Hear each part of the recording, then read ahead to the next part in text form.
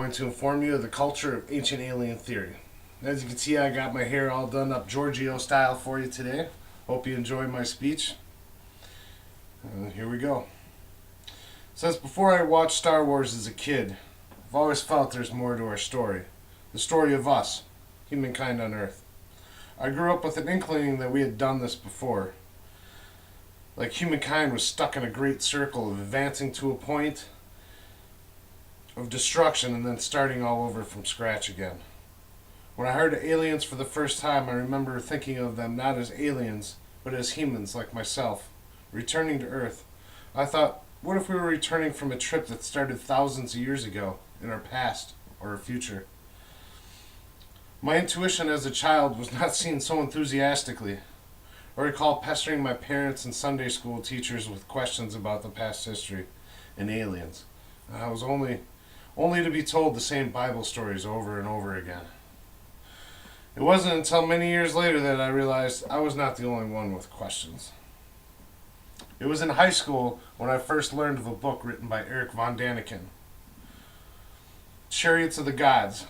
Written in the late 60s, I don't recall which version I've read, because I've read many over the years, but I do remember that it made me want to ask more questions. His original book contained 230 questions. I felt like him too. I was not satisfied with the traditional explanations provided by mainstream historians and archaeologists and felt so much was missing. Eric presents evidence from tablets, religious texts, ancient runes, statues that state our history goes back much, much further than the sudden birth of civilization in Sumer in the 4th millennium BC. For example, a short story from the Greek Herodotus 2,500 years ago describes a visit to Thebes, current-day Luxor, where he describes how priests showed him 341 statues representing 11,340 years of history. Another story, about 300 BC, an Egyptian high priest named Matheo was the subject of several works by another Greek historian, Plutarch, including the Book of Sos, which includes the dates, names, and reigns of prehistoric kings, dating back all the way to the time of the gods, as they referred. It states them by name. First, Hephaestus, and continues on to Cronus, Osiris, Typhon, and Oros. It also lists the offspring of the gods, because the gods mated with to keep their bloodline on Earth. This total timeline totals more than 14,000 years.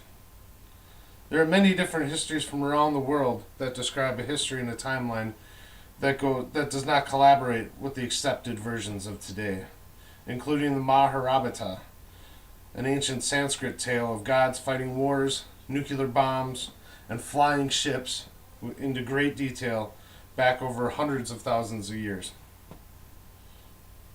Thanks to Eric, he had piqued my interest, and I wanted to learn so much more. It was later in high school when I first learned of the ancient Sumerians. I found it hard to believe that this was the birth of our civilization. I thought, before 3500 BC, we were led to believe that humans were just wandering hunter-gatherers,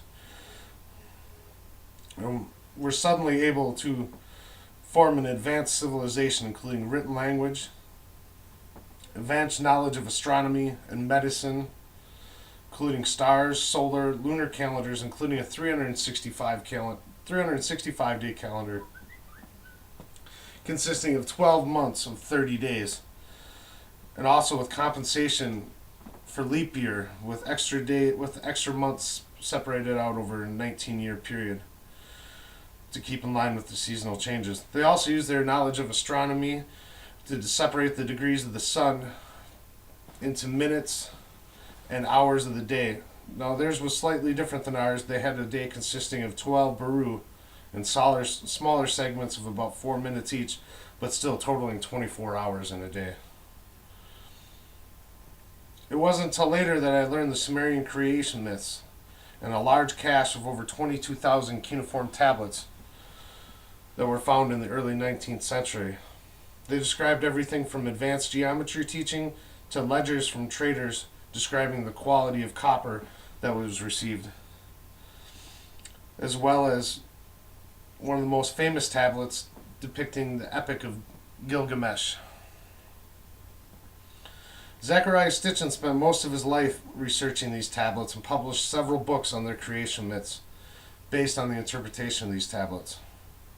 He expanded on the accepted creation myth of how the human race was created by the Anunnaki to be slaves for the gods. He spent years translating tablets and describes how the Anunnaki began manipulating the genetic code over 450,000 years ago to help them mine gold. The story revolves around the Anunnaki race mining gold from our planet to save their own of impending doom, which some ancient alien theorists believe was destroyed and is currently the asteroid belt we know today. A large clay tablet called the Sumerian Kings List, is regarded as one of the most important documents ever found, and lists kings and their rulers before and after the Great Flood, over a period of years spanning 240,000. It goes on to outline the dynasties and even describes how they arrived on Earth. I could go on for days about Sumerian culture and the beliefs, but what I have found more intriguing about them was their similarity to other creation myths and religions from around the world. As a young adult, I was shocked to see how many religions shared so many similarities with each other and the ancient Sumerians. I'd heard the story of Noah and the flood countless times in my youth, but I had no idea how many other religions and histories I shared it with. Ancient Sumerian texts describe the Epic of Gilgamesh and how he was notified by the gods of the flood and prepared to ship food and animals prior to the flood. Sounds a lot like the Abrahamic religions. Flood or deluge myths can be found all over the continent, and most date to prehistory. That's before we have history of history. I find it hard to believe that this could be a coincidence. I think it's almost creepy how similar all the stories are, describing a flood sent by the gods to wipe out civilization as retribution, and how we are saved by the gods to start over again. Another similarity that is too common to dismiss is wars and battles among the gods. The fall of Satan in the Abrahamic religions, which accounts for over half of the world's population today. Also, the Indian Mahabharata describes epic battles in detail between gods and even goes into even better details describing their weapons as well as the vehicles, vimanas, used and the destruction left behind. Ancient alien theorists believe that these gods replace God with the word extraterrestrial, and we have a very different outlook on what these past so-called gods were. Also, ancient Sumerian texts also describe battles among the gods and the rebellion of slaves.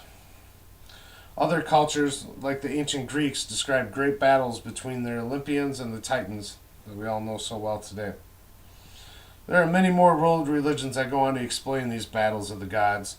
I think it's more than a coincidence that all these different religions from all over the world describe similar stories, and believe that we should take these stories more literally and try and ask ourselves, what are they really trying to describe to us? Now, what I've shared today barely scratches the surface of the ancient alien theory. It is meant to only open your eyes and challenge conventional history. Imagine how different the world would be today without people to challenge the accepted theories of the day. Our world would be flat. We think of modern medicine as witchcraft.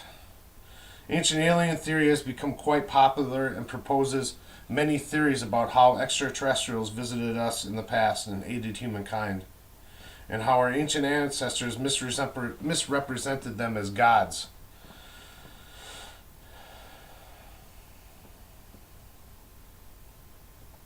And not extraterrestrials.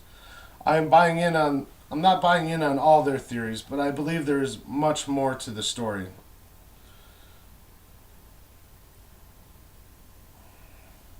I believe our ancient past, much more to the story of our ancient past than what archaeologists and historians present today. I hope I piqued your curiosity about ancient alien theories and ask you to join me in finding the truth to our ancient past. Thank you.